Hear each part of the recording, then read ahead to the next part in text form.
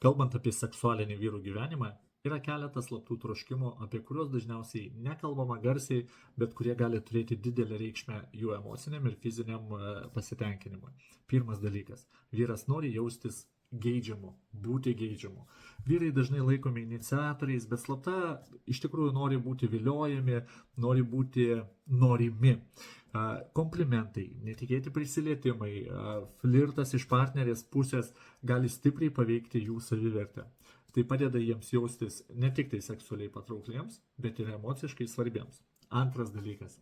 Intimumas, kuris apima daugiau nei fizinį aktą.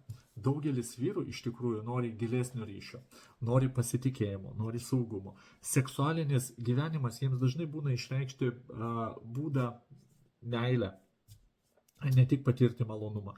Pokalbiai po artumo, buvimas kartu be spaudimo gali būti tokie pat svarbus kaip ir pats seksas.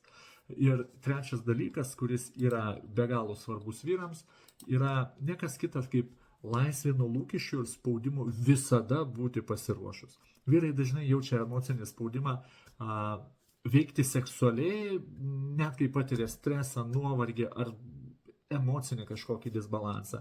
Ir yra toks dalykas kaip slaptas noras pasakyti šiandien ne.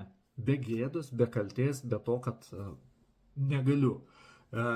Ir tikras seksualinis saugumas iš tikrųjų apima abipusį supratimą ir empatiją.